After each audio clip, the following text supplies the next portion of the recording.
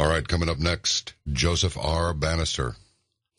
Graduate of San Jose State University, earned a bachelor degree in accounting, was a certified public accountant for 15 years, and in 1993 accepted appointment to the Department of the Treasury, IRS Criminal Investigation Division as a special agent, that's criminal investigator. Mr. Banister is believed to be the first and only IRS Criminal Investigation Division special agent ever to conduct an off-duty investigation about claims that the federal income tax is fraudulently administered and enforced. After confronting top IRS officials about the validity of those claims, including his own IRS supervisors, he was encouraged to resign, and did so from the IRS on February 25, 1999. He has spoken out against the fraudulent administration and enforcement of the federal income tax ever since. Tonight we'll discuss with him the IRS fiasco. The last time Joe Banister was on Coast to Coast AM was December 2nd, 2007. Ship's Captain George Norrie interviewed him at that time. His websites are freedomabovefortune.com, 900, write it out, 900.net, and joebanister.blogspot.com. Say, you're a real troublemaker, Joe Banister. Welcome to the program. Delighted to have you. Hi, John. Thank you for having me. I guess I've stirred up a little trouble over the years. Good for you. Good for you. Well, try to assert your freedom and your rights and see what happens, huh? Yeah, it's interesting. I got an email from Marcel a while ago. Said after the grief whistleblowers receive for naively telling the truth, more often than not, our lives are destroyed not for lying but telling the truth. Corruption is fought in the trenches by whistleblowers. I agree. I agree myself. I really can't hold a candle to what Mr. Snowden has done, but I guess we all blow the whistle as best we can in the situations we're put in. Well, according to what I'm reading about you, you'd have done the same thing if you were in that position. So what do you make of this? I understand there was a little blurb on, of course, there's so many news sites out there, but I go to Drudge because it's a good place to start and then, just go on from there. But I understand that nobody at any of the Tea Parties has been contacted by anybody regarding this IRS investigation, which is a huge shock, but not really. So how deep is this hole? Well, I think as you've been hearing a lot of the talking heads, at least the ones that are trying to pacify the public and help them to go back to sleep, it's not, a few nincompoops in Cincinnati.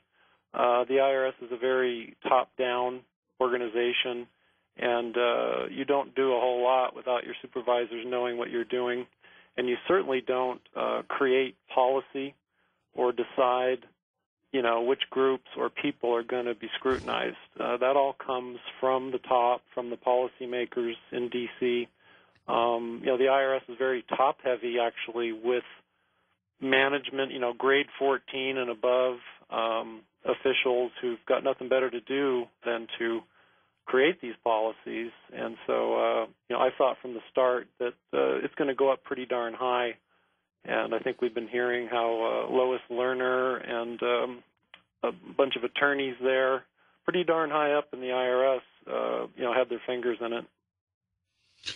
It's very interesting here. You were hired and sworn in November 1993, and the president of both training classes at the Federal Law Enforcement Training Center in Glencoe, Georgia, trained with the 6-hour 9mm handgun. I guess that's a .226. The Remington shotgun, defensive tactics, evasive defensive driving techniques, search warrant execution, criminal investigation, financial investigation techniques, and got yelled at your first day on the job for actually looking at the pages of the Internal Revenue Code. Yeah, that was a culture shock. I had spent quite a few years on the outside, the private sector. Usually it's the other way around. The people will generally go into the IRS directly from college or right out of high school. I spent a number of years in the private sector first and really had an itch to get into law enforcement. So, it was real culture shock to be there the first day. And I thought, hey, you get a job as a criminal investigator, start investigating. And I started with the Internal Revenue Code, it contained the laws that I was supposed to investigate. And I got yelled at by my boss. He was a former Marine and quite a gruff guy. And he said, "What are you doing looking in that book?" He said, "You're not a CPA anymore. You're a special agent. You don't need to be looking in that book." So they didn't like looking at the law. I guess pamphlets and training literature, but don't look at the authoritative underlying law. And why is that, Joe? Well, it's just a culture there, John. I mean, there's obviously so much. The law, the manuals, the procedures are so voluminous. I really can't blame the average IRS worker for not delving in, because you really need to jump in with both feet, and it takes an enormous amount of time, and most people don't want to devote the time. And for me, I just felt that I had a duty to devote the time, because I was, of course, came across these allegations and claims that the income tax was actually enforced and administered beyond what the law allowed. And I heard it from some credible people, and although I was quite skeptical, that started my journey into looking into these issues. And as you mentioned, it was an off-duty look and investigation. I didn't ask my bosses for some kind of official prescription to do it. I just took my own time, weekends and evenings, and for about 2 years, while I still went to work every day as an IRS special agent, and was very skeptical, expected to disprove these claims and allegations, but I kept on finding a huge amount of evidence indicating that it was true, that the IRS was lying to the public about their income tax obligations and basically stealing from them, and nobody seemed to want to talk about it. And I guess I was just naive enough to try to blow the whistle on it. Let me ask you something. What led you to work for the IRS? Well, that's a good question, and I basically tell people that I'm a pretty naive guy, or maybe less now. I'm 50 years old now, but through my life, pretty darn naive. I mean, I give people the benefit of the doubt, and I really believed that my country, I was about 30 years old when I went in the IRS, and I really thought that I could use my financial skills, all my training, to help my country. And, of course, I still believe that my country needs help, that we need good people in the government. We need government. So I guess I just had kind of this, apple pie kind of belief that I could make a positive difference working for the government. And even the IRS, I guess it was just because of my background in accounting and taxation that the IRS was the best fit. It's not that I was itching to go out and shake people down for their lunch receipts and things like that. The IRS has the Criminal Investigation Division is actually considered the premier financial investigative agency in the world. And so, the idea grew on me. I actually started to become an FBI agent, and there just was a hiring freeze in the early 90s that made that impossible. Meanwhile, the IRS called me, and the idea kind of grew on me. I had all the background. I made a good fit. It's not exactly the kind of career path that you want to tell everybody what you do at the party, because I didn't have that many friends as it was. But once you start working for the IRS, they all kind of disappear. Yeah, that's kind of a future date killer, isn't it? Yeah. Fortunately, I was married with children at the time, so okay, good. Don't worry about that. Well, you just used, I believe you just used the expression they're the premier investigative agency in the world. Well, that's what they call themselves, and I mean, I can't have sour grapes in terms of their training, and and I've not abandoned the belief that we need really good, really competent financial investigators. I mean, a lot of crime deals with high finance, with stealing money, embezzlement. There's all kinds of different white-collar crimes that are crimes and need to be investigated. And you really have to have a special expertise and acumen to know how to go after that. In fact, it made me a pretty popular guy with other law enforcement agencies because, they'd see a whole box or room full of records of, papers and things, and their eyes would glaze over and go, well, what are we going to do with this? But, I would know how to dig in there and find the evidence that was needed to go after big-time money launderers and drug dealers, where the average law enforcement person couldn't do anything about it because, if they didn't catch the guy with the drugs in their hands or in their car, they're pretty much out of luck. But a financial investigator can dig deep and find that paper trail and hook them up that way.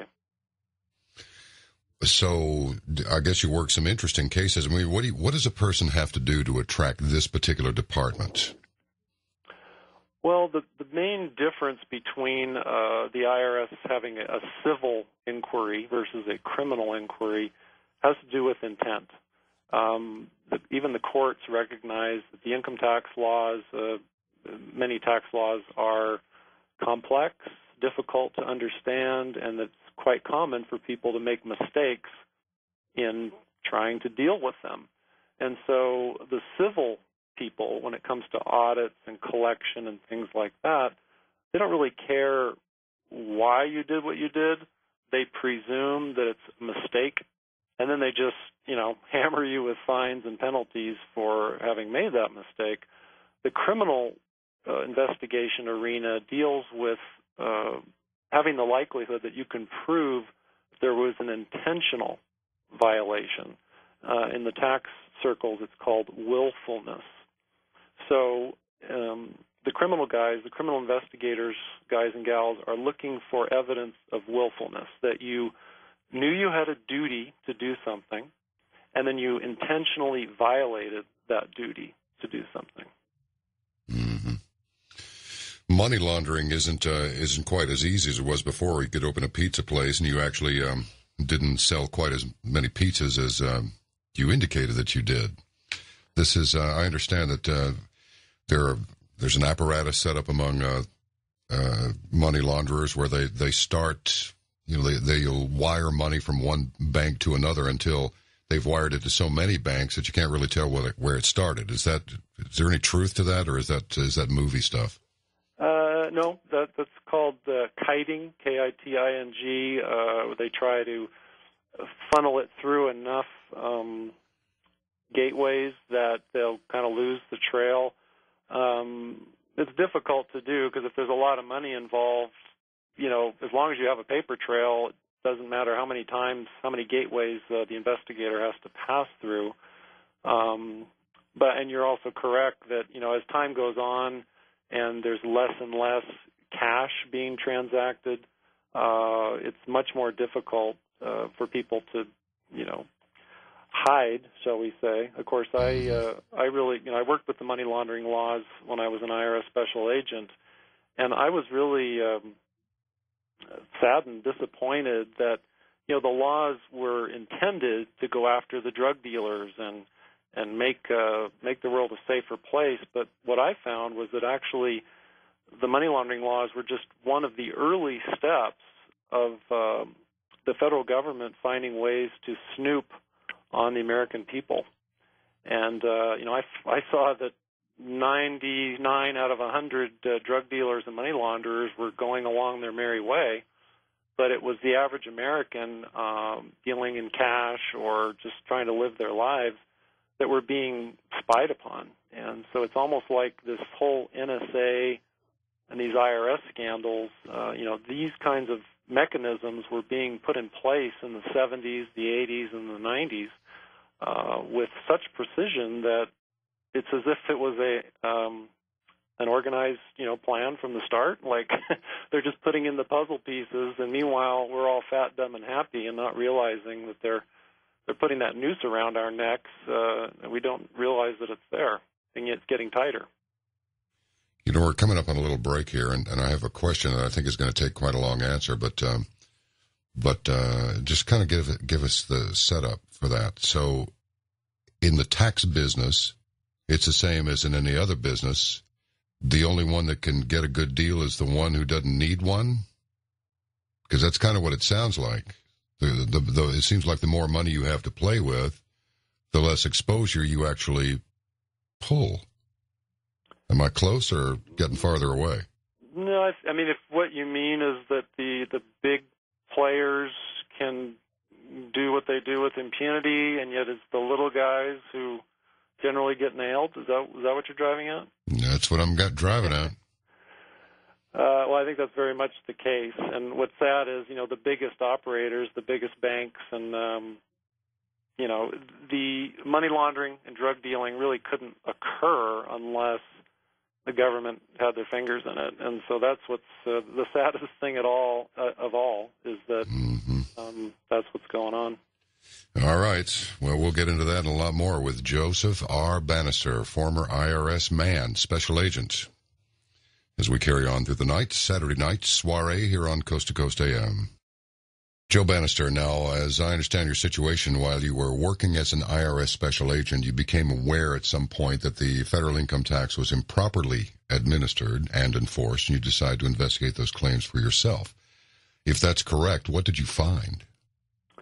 That is correct. I was there at the IRS for about 5.5 years, and about 3 years into that 5.5-year period is when I first listened to this talk radio show where these topics came up, basically that most Americans weren't required to pay the federal income tax. And the reasons that were given on the radio that day were that it was voluntary in the sense that there was an absence of a mandate. You tried to look through the federal laws for a place that required you to file a Form 1040, and you came up with places or reasons for people to file in certain circumstances, such as if you're an American who paid a payment to a non-resident alien or a foreign corporation.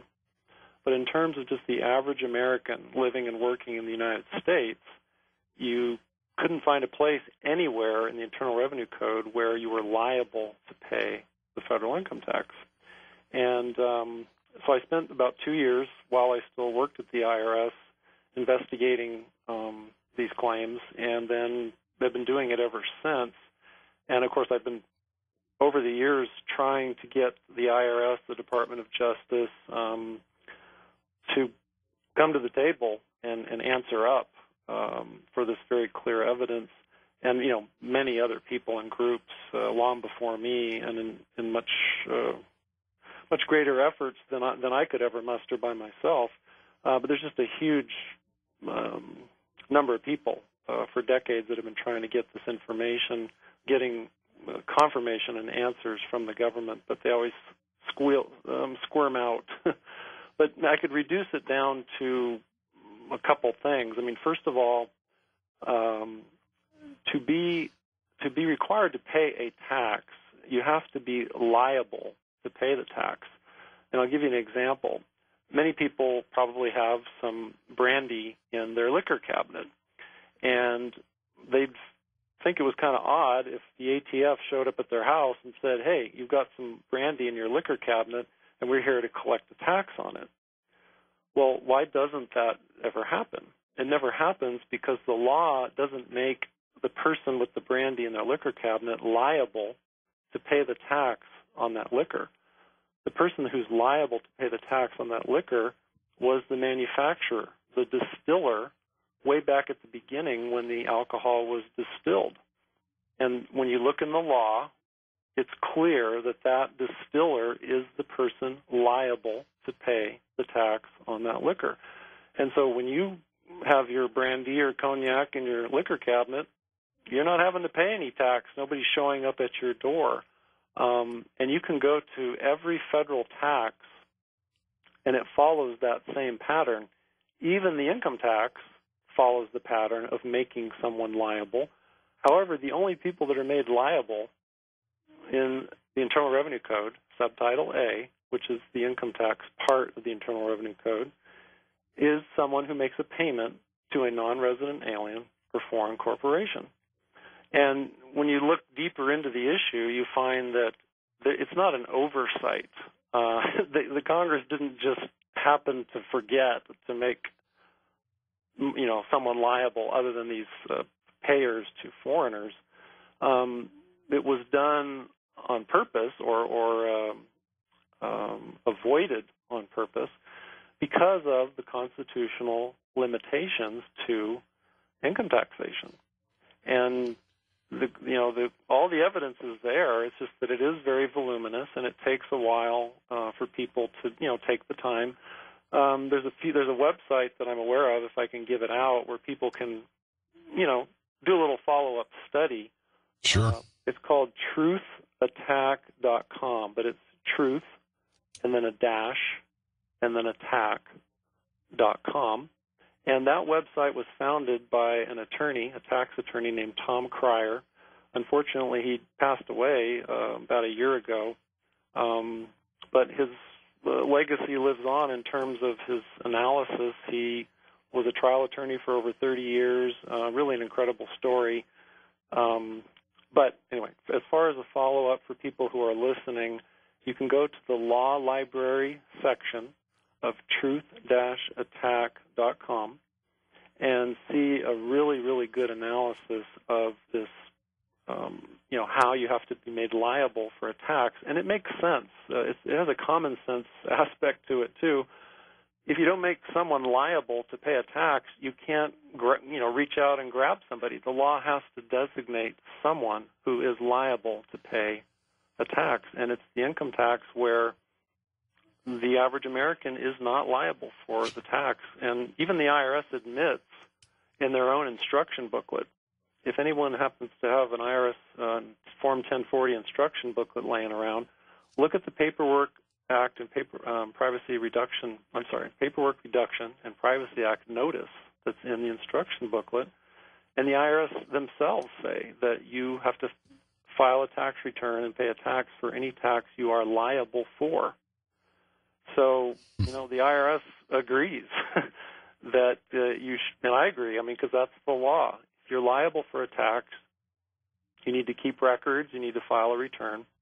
But when you go and look for that liability section in the federal law, it's not there, and it's not an oversight. Now, another issue... Go ahead. No, I got a bunch of questions for you. You just keep rolling. Okay, well, the second prong, just to kind of keep things relatively simple, is the word income, because, of course, they call it an income tax, and income is taxed. But what is income? Well, there's a constitutional definition for income, and it turns out, and this, again, makes good common sense, that the Supreme Court has said that the Congress can't define terms in the Constitution. Why? Because it's the Constitution that gives Congress its power. So if Congress could redefine or, make whatever definition they liked of terms in the Constitution, that could be kind of a problem, right? Because they might say that a well-regulated militia has to fit on the back of a postage stamp or something like that. Right. So the Supreme Court has to define these terms. And so if you look through the entire Internal Revenue Code, you'll find that the word income is not defined there. And it can't be because all those laws came from the Congress. But the U.S. Supreme Court can define terms in the Constitution, and the Supreme Court has defined the term income. And they defined it as a gain or an accession to wealth, something that's severed from the capital. And when you or I or anyone else, any other American, goes to work for a living, and we trade an hour of our time for an hour of pay, we have not realized any gain. We've invested, if I make $30 an hour, I've invested $30 of my time in that hour of work, and I got $30 back. Right. There's no gain there. Yeah, so it's even. Right. And, if you look at all the Supreme Court cases, there's dozens of them. And I can name some of them sometime in the show if you like. But again, if people go to truth-attack.com, you can see them all listed there, and you could read them for yourself. And, so there's a couple issues where the liability or absence thereof and the definition of income, where the IRS and really the entire federal government is lying to the public, or they're just not telling the public, and the public is, doesn't know better because how many tax accountants are there out in the population? And then anyone who tries to speak up about the truth they get hammered like so many nails that are too high. Sure. I got a question that's been dogging me for a long time. I mentioned earlier in the program that we become a nation of sound bites and cliches, but, everything is broken. The immigration system is broken. Our healthcare system is broken. Our tax system is broken. Why is everything, I won't even get into why is everything broken. It would be probably more interesting to discuss why do these morons keep saying these things, but never mind. The income tax code, there seems to be a consensus that it's a very complex instrument. Why is the income tax code so complex, or is it really? It is. It's extremely complex. It's basically, I don't know if you picture a house or a building where they don't just take some dynamite to it and start over, that they just keep patching and patching and patching and patching and patching, and they end up with this myriad of patches and a structure that's not all that sound. And, if you bring someone competent in to fix something, they throw up their hands and go, well, heck, where do we start? Because it's such a mess. And my opinion of the situation is that the income tax system it's a system that was the darling of Karl Marx and Frederick Engels, okay? Not the darling of Thomas Jefferson and George Washington. And therefore, an income tax system is incompatible with a constitutional republic. It's like a square peg being pounded into a round hole. It's not going to fit. And so the talk of it being broken, and I really chuckle as you say that because it's so true, but it's broken because it was broken from the start. It was a bastard child from the start. In fact, the Philander Knox, who was the Secretary of State in 1913, he fraudulently proclaimed that the 16th Amendment had been ratified when it actually had not been. There's ironclad proof that it was not properly ratified. And yet, Philander Knox, great first name, decided to tell the world and America that, oh, yes, the 16th Amendment was ratified by the adequate number of states. So even putting aside, that Marx and Engels loved an income tax system, it's been a lie from the very beginning, back in 1913. And so I'm really not that surprised when I see these scandals. I'm horrified by them. I don't like that, good Americans are being attacked and harassed. But it's the nature of the beast. It's when you think about it. I mean, do you ever meet anybody that likes the income tax or that is happy with the system? So it's like, well, why do we have it? Well, we have it because the tail is wagging the dog. There are interests in society that want the income tax to be there because it's a mechanism of control. It's a way to keep people intimidated, and it's a way to make the Federal Reserve run properly the way it was designed to run, which is to fleece us of all of our blood, sweat, and tears while we stay on the gerbil wheel producing, and most of our production gets sucked away. So it's the Federal Reserve again. Well, the Federal Reserve Act was passed in 1913, and the income tax amendment, the 16th Amendment, was allegedly ratified in 1913. And again, it's not a coincidence that these two mechanisms were put in place in the exact same year. This is not a coincidence. It was absolutely planned that way for a reason, because the income tax is got to be there to, in a sense, sop up or mop up all the money that's being printed. And they work great together. At least they work great for some people. But you really have to have an income tax if you're going to have money created out of thin air. And both of those were instituted about 100 years ago. Yeah. Now, did everybody hear what he just said? If you have to have this in place if you're going to create money out of thin air. So let me ask you this, Joe. how serious a threat is this near $17 trillion debt, since the money doesn't really exist? Well, I mean, I'm no monetary expert or economist. I mean, basically a former CPA who's, has a decent knowledge. But oh, I gotcha.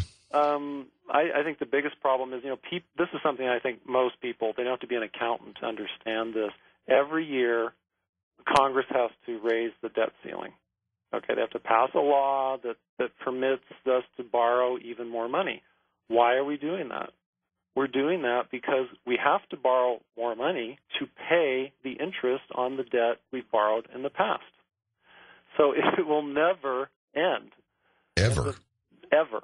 Because think about it, and this is something everyone can understand. If you have a credit card, okay, and you make $50,000 a year, but you borrow, say, $20,000 a year at 20% interest, and you do that year after year after year after year, will you ever be able to pay off? Will you even be able to pay off a dime of your principal? Ever? Well, no, it's like a credit card. If you make the minimum payment every month, your bill gets bigger every month, and you'll never pay it off. That's the idea. Exactly, and that's what really our country is. Any country with a central bank is faced with. And then you get into this argument every year about, well, should we or shouldn't we raise the debt ceiling? And if we don't, what kind of Armageddon will happen? Well, it'll be Armageddon, just like a heroin addict who doesn't get his fix. I mean, it will be Armageddon. But the heroin addict is going to be dead, in the curb as well. So. Well, the reason, I don't want to get too far afield with this, but too much off topic, but you're obviously a thinking man. You've been involved in this, and supposedly, I presume that the income tax from the American taxpayers that constitutes a significant chunk of change for the powers that be. So what's the end game here? If we can never pay off this debt, and if they can create money out of thin air, as we mentioned a little while ago, as you did, then couldn't you just say, all right, that's it, and just pull an Iceland and just say, that's it. The interest is forgiven. Forget it. There is no interest. We're going to reset and start over. What would that bring about? Armageddon as much as, or would that be the same thing as running out of money if they just said, forget it? We're going to, same thing as when you've gone so late on your credit card payments that they go, look. You owe $4,000, but if you'll send us $2,500, we're good, and we'll close your account and you're paid off. Couldn't they just write it off? Yeah, because you bring up Iceland. I mean, that's a country where it's, if you ever had a prayer of looking for an example of people who really had, a backbone. That enough people in Iceland said, we've had enough. And you'd think, or we Americans think that, hey, we've got a backbone like that.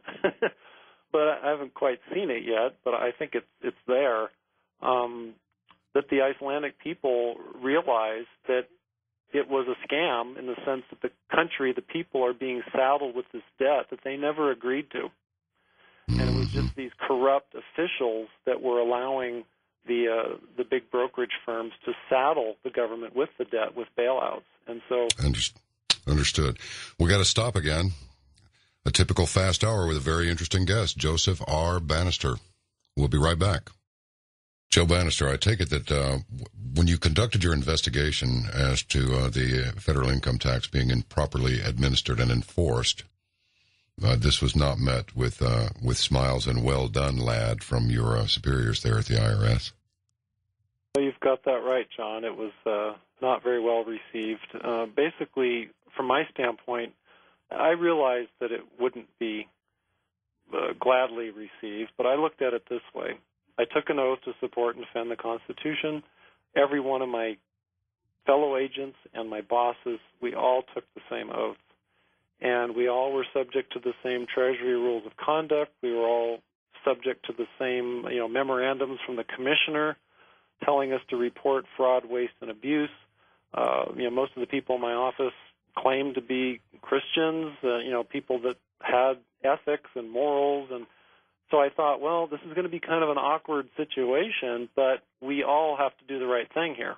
And the right thing is to, at a minimum, help me understand why all of this evidence indicates that, the IRS is lying to the public. And, granted, I may have gone wrong here in my analysis, but, I mean, you trust me to carry this gun and badge around. You hired me because I was a CPA. Everybody in the office thinks that I'm a pretty stand-up guy and wants me to assist them, whether it be going through boxes of evidence or breaking down a door in a search warrant. I felt that, hey, we have to wrestle with this and get it resolved. And the response I got was a very bewildered look, like, are you? And actually, the chief in my office said, "Are you really serious about this? Like, you really want me to send this up the chain of command and see how they respond?" And I said, "Absolutely. This is a serious matter to me, and I've thought about it, prayed about it, and I need to have some kind of response." And so the response I got from my supervisors was that they would not be responding to any of my concerns, they would not be addressing any of the information that I presented, and that they would provide me with the paperwork necessary to tender my resignation. And they immediately sent me home for 7 days of administrative leave, took my firearm, took my card key to the office, and sent me home. And so for a week I had to think about, I've read about the nasty things that can happen to people who stick around, like, planting drugs in your desk and Sure. on and on. And so I thought that, I had a very good reputation, a good paper trail to document that good reputation. And I thought maybe it might be safer if I just left so that I could speak more freely and leave with my reputation intact, so I might have a better chance of being believed. So that's what happened on February 25th, 1999. I went ahead and resigned, and I prepared a very detailed resignation letter, which I have on the Internet. If people go to agentfortruth.com, I've got a lot of my resignation documents, and they can check them out for free and just see the story as it unfolded, where basically I had to resign from my position as a federal criminal investigator in order to abide by my oath. That's extraordinary. So was there any blowback after you left, or did they leave you alone?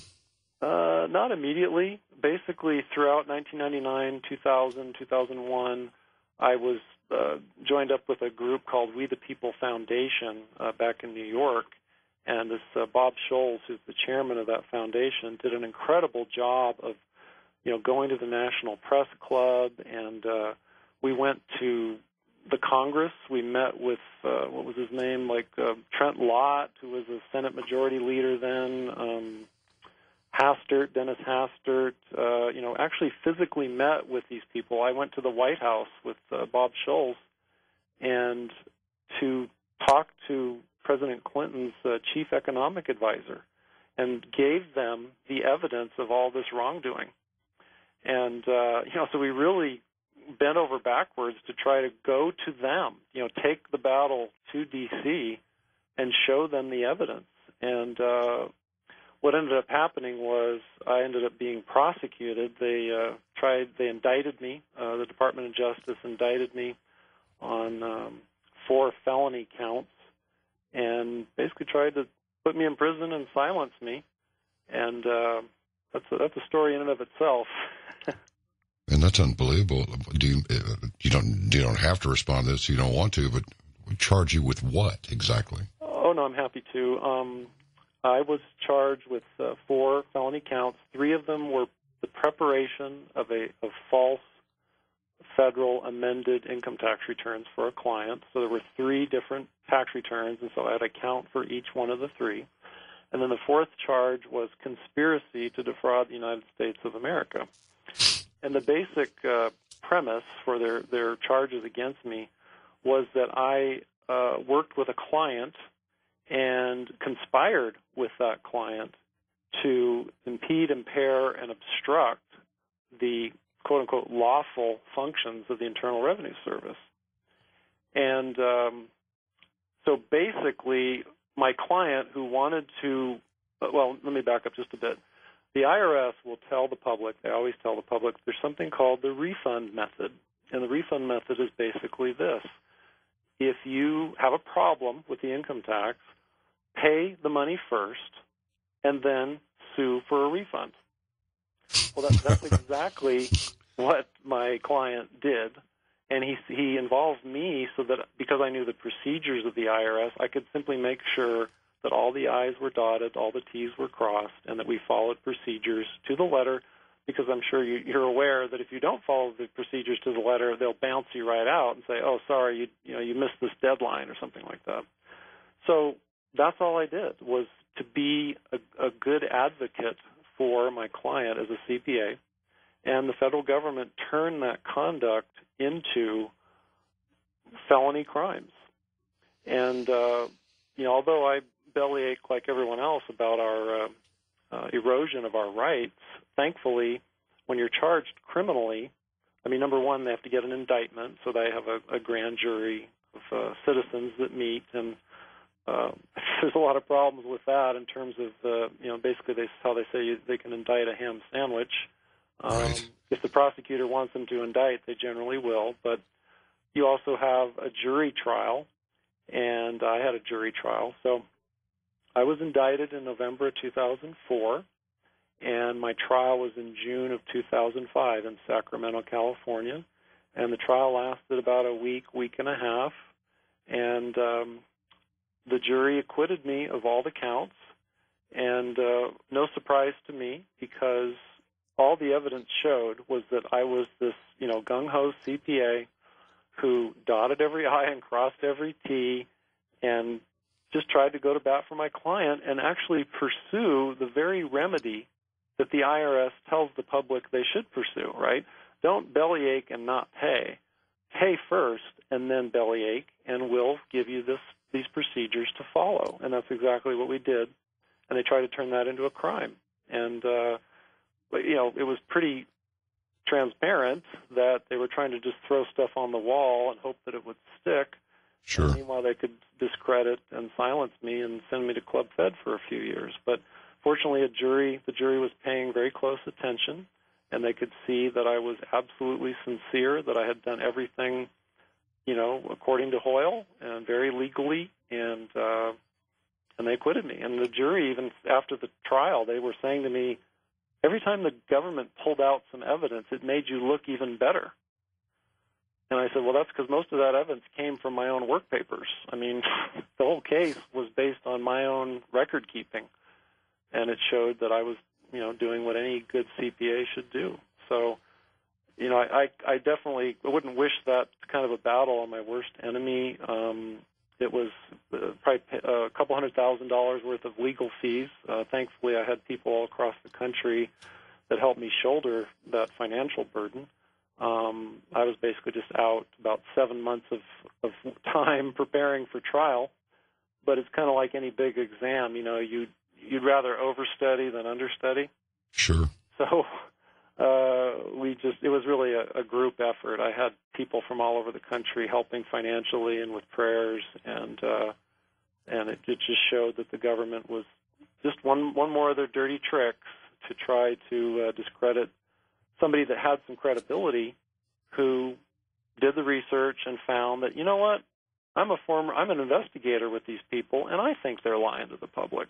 And, the IRS just can't stand that. It's like the old, this town ain't big enough for the both of us, and kind of thing. Well, now let me ask you this.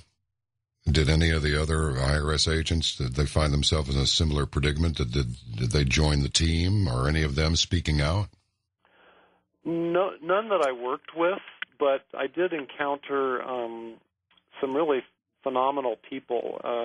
A guy named John Turner, who worked in the Sacramento office, unbeknownst to me, was learning about these facts and doing the research about the same time that I was.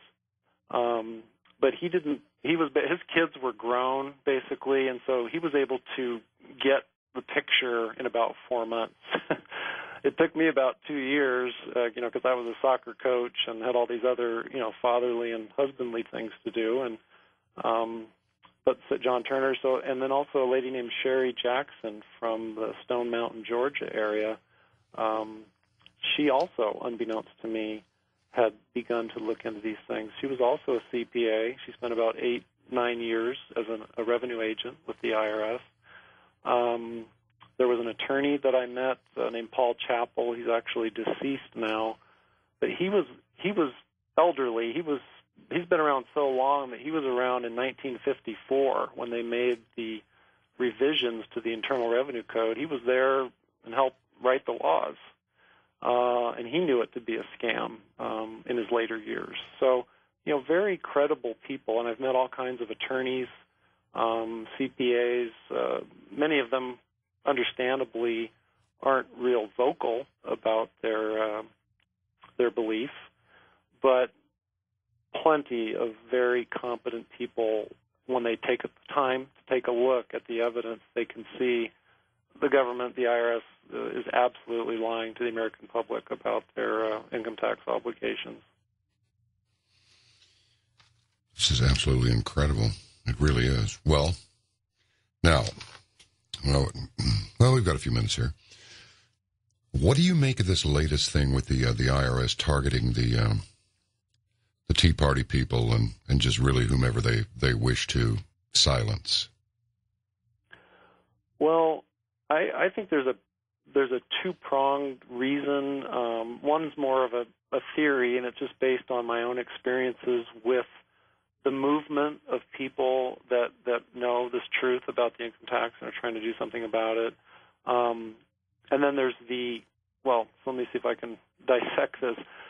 The one that most of the public is aware of, the kind of the left-right kind of paradigm where you've got the Obama, Democrat machine, and then you have the, right-wing kind of Republican people who are trying to form groups and, instigate political action.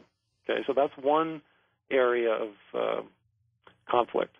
But there's another area that I don't think the public's really aware of, and that is the IRS doing everything it can, and this has been going on for, probably since World War II, to keep a lid on the movement of people who are trying to tell the public that, hey, it's more than just bugging Tea Parties and, asking them ugly questions. The income tax system is, massively applied beyond the authority of the statutory law. And so there's basically these two battles that the IRS has always been running. One of them is to keep a lid on the people that are saying, hey, this whole system is a scam. And then a more recent battle is this, we're going to go after the Tea Party people and the people that, are pro-Constitution and pro-Bill of Rights and at least even the Americana kind of mentality, where they realize that there's a Second Amendment, they realize there's a Bill of Rights, they realize there's a Constitution. And the administration does not like those kinds of groups germinating and growing politically. So that's what I think is going on. There's a two-pronged thing going on, and I think it's so there's plenty. If you keep scratching, you're going to find just both these battles going on at the same time. Is it your opinion that if this thing isn't brought to a really loud crescendo, resulting in maybe some people stepping down, being fired, or maybe even being charged, that this could eventually morph into intimidation of political opponents? Yeah, absolutely. And the thing I'm most afraid of is that this will be just another scandal that eventually will go away, and that people won't, people get up in arms about it, but they'll forget and they'll move on to some other scandal, rather than recognizing just how putrid the foundation of the whole system is, and start attacking that rather than just these periphery edges of it. Gotcha. That's my biggest fear. All right. Let's take a little break here. We'll come back with Joseph R. Banister in just a moment on Coast to Coast AM. Joe, I have a question for you. When this whole Obamacare thing went to the Supreme Court, the determination is that under the Commerce Clause, it's not legal, but you could make it a tax. So does anybody have any data on who made it a tax? Well, I believe that there's a provision in there that there's a penalty, and the penalty being enforced by the IRS is, penalties, how do I say this? Penalties that people pay in connection with the income tax are considered an additional tax. And so because there's a penalty associated with Obamacare, if you do not, get the proper coverage and all of that, there's a penalty involved, and the IRS collects it. So they basically, put the whole camel into the tent, and the camel's nose was this penalty, or that they considered a tax, and then saying, well, they have the power to tax in that manner, and so that's how they're going to do it. I was flabbergasted when I heard that the Supreme Court ruled in that manner. I mean, it made sense that they would go towards a taxation reason, because obviously you can drive the biggest truck through that constitutional provision, because they say that Congress has a plenary power to tax, but there's still limitations to what the Congress can do. Anyway, but I was just flabbergasted that they actually said, the federal government can mandate you buying insurance coverage. I mean, it was just appalling. I wonder how many people are not going to do it. I don't want to say, I guess I hope that happens, but I mean, I just can't believe, there's this sprint to the finish line where I think they're trying to implement enough tyranny before enough of the people that realize something's going wrong, like, say, you or myself or, our generation, once we die off, well, then the next generation is that much less informed and that much less motivated and that much less in tune with what you have to do to defend a constitutional republic. And so, I think maybe Obamacare is a great way to kind of help those of us who are constitutionally minded into the next life, so that we can't help fight this. But I hope that the American people, this Obamacare thing is where they've had enough. I mean, the provisions of that, you're going to have to tell the IRS how many people are in your house, when people come and go. So in other words, if you've got a child who comes in for 3 months and then leaves because they're going to try life on their own or go off to college, you're going to have to tell the government who's in your house and when they're in your house and for how long they're in your house and how much they make. And I mean, those are just a few of the provisions. You're going to have to report under penalty of perjury. It's a nightmare. And I just hope that people won't put up with it. But, the fact is, the people, all of us collectively, have been putting up with this income tax for all these decades. And we haven't gotten rid of that. And so I really think that the powers that be, there's that saying, was it Frederick Douglass, or, that said you're going to get the amount of tyranny that you're willing to put up with. And I think that the powers that be say, well, we've been lying to the public about this income tax ever since 1913, and they're still putting up with it. So let's dish out a little more. Well, and they're starting with the kids now, at the academic level, or whatever you might call it. It's supposed to be the public school system. I don't know. I find so many things. Again, I don't want to get too far afield, because I'll get into a whole bunch of stuff here, and you may not want to get into any of it. But, when you have at the grade school level, well, America is being regarded by parts of the world as being unfair, and they're more rich than other countries, and this is hurting people's feelings, and just there is clearly a war on people who believe in priced. I understand the FBI is not can't approach a mosque and do any investigation there. Yes. This is well known. The Department of Homeland Security is arming to the teeth. Even the Congress is going, what do you need all this ammo for? And in fact, what I started into a while ago and naming off the training that you'd had in weapons and so forth, I can understand why you'd need to operate a shooting iron. The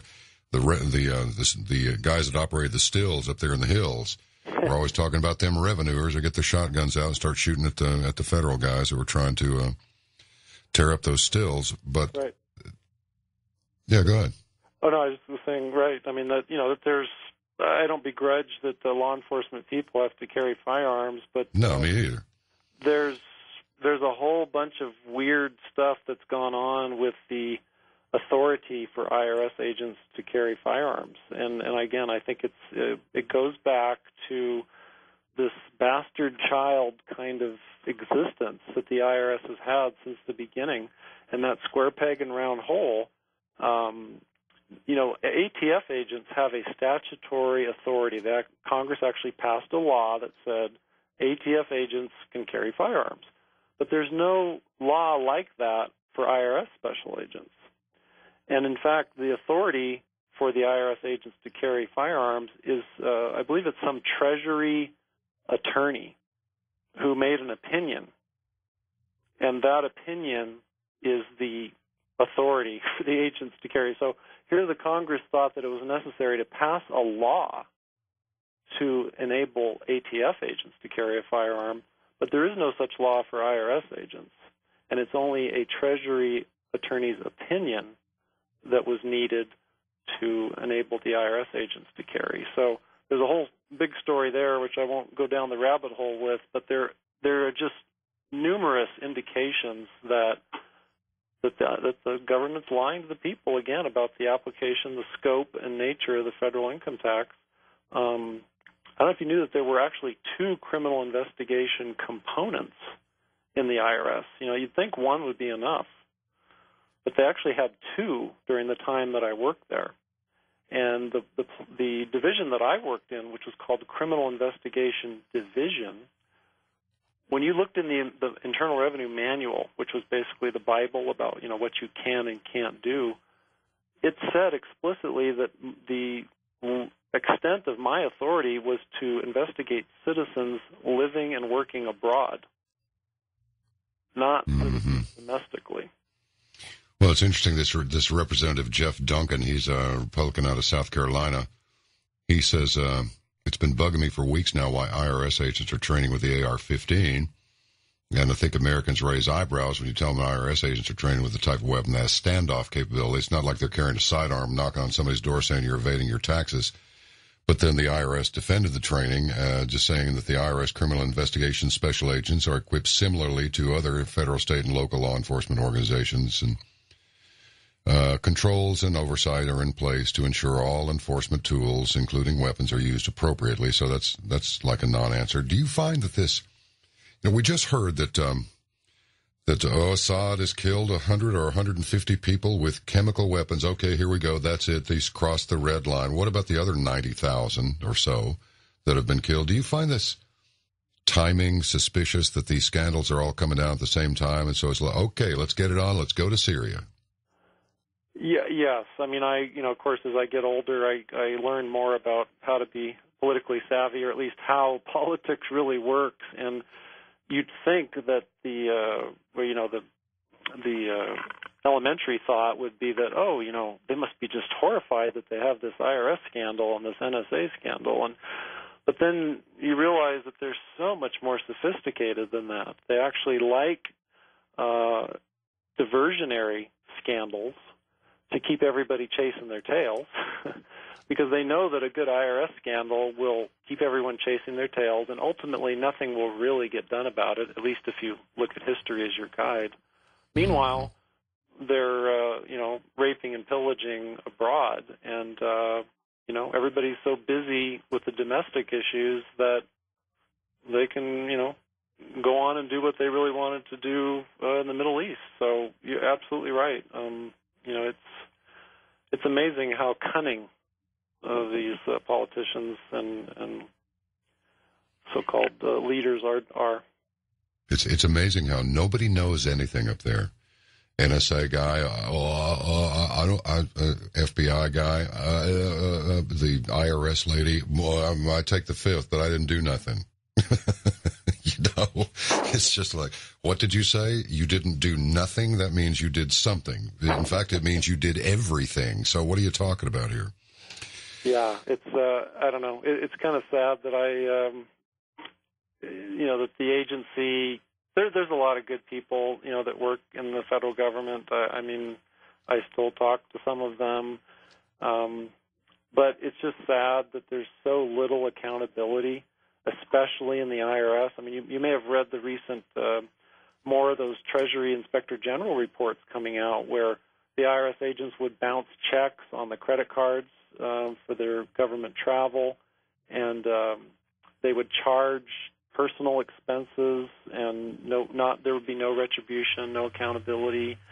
In my experience, if somebody did something bad, they'd get transferred or promoted or both, just to kind of sweep it under the rug, and they really would experience almost no repercussions for bad conduct. And if you have a population of people who have their own moral compass, then you've got a prayer, because then people are going to police themselves. But if you have the kind of people who will only be policed by getting in trouble, well, the federal government's not a good place for those people, because you can just wreak havoc. I mean, you've probably read about how many IRS employees don't file tax returns, how they cheat on their taxes, they cheat on their expense reports. It just goes on and on and on. People up in government, up in Washington, there was a deal that kind of popped up on the screen for a little while and then dropped right on off about all these people that are working in Washington every day in government that that haven't filed in a long time. Right, and Geithner and I forget his name, but I mean, just all the different revolving door of people that when they get on the grilling stand for a Senate confirmation, and then you find out that they haven't filed for years, or I didn't know that was taxable, and meanwhile it's practically all of what they made for the last 5 or 10 years.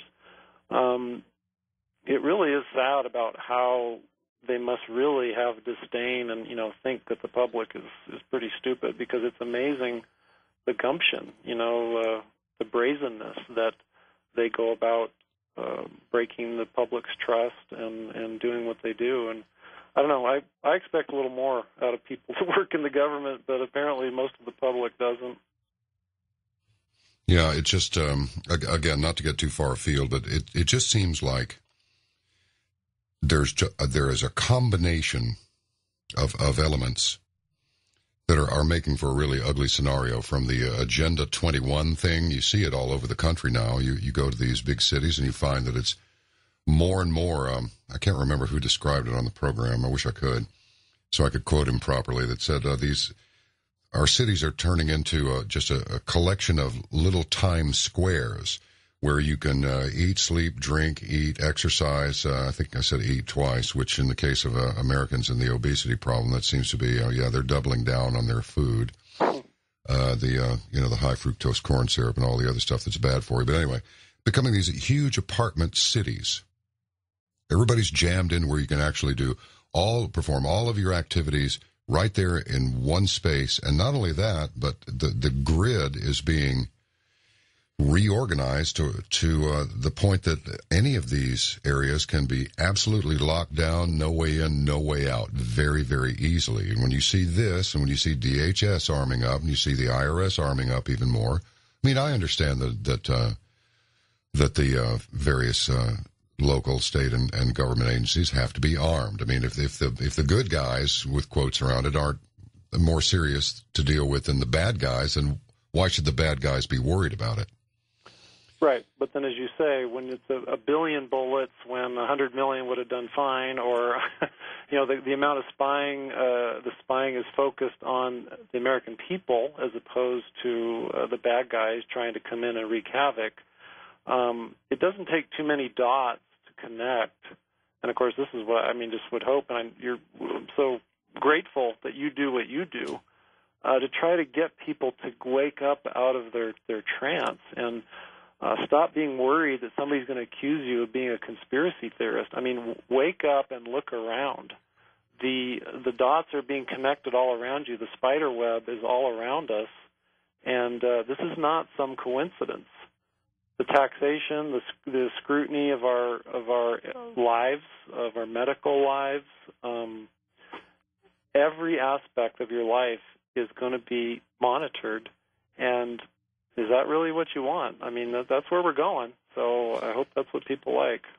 You remember that omnibus crime bill that got passed back in, I think, 1994? It was like 3,000 and some pages long. That thing is so full of nuance that it literally, it's just amazing. Somebody sent an email a while ago that said, look, they're only looking for people that are trying to do stuff that's wrong. If you don't have anything, if you're not doing anything wrong, then you don't have anything to worry about. It's like, yeah. The problem is they can make it appear that you've done something wrong, even if you hadn't. And in fact, that omnibus crime bill, I don't really know whatever became of that thing. I presume it's law, but again, it's a presumption, because I never heard another thing about it after it was passed. And yet that thing contains language that literally makes every citizen in this nation guilty of something. And it's just weird, you know. It is Orwellian. I don't care if Napolitano says this is not an Orwellian state. The hell it isn't. Yes, it is. Sorry, go ahead. I'm ranting. No. Well, better you than me, because I absolutely agree. Napolitano commenting that this is not nowhere near. I forget how she actually said it, but it's interesting how the words that they use. It's almost like they're dancing around, really telling you that, it's not Orwellian, yet. We still have a long way to go before it could be something like that, even though all the plans are already, written down. It's just a matter of being implemented. And one happy note, I guess, is that in these last 12 years or so, since I left the IRS, I'm definitely seeing a huge uptick in people waking up. And I think with Obamacare and the NSA scandal, the IRS scandal, it's encouraging. I don't know if we'll make it in time, but I do see a real uptick in people waking up, and young people too, which is good. Our guest tonight hadn't been on here since December is that really true? December 2nd, 2007? Yes. Joseph R. Banister.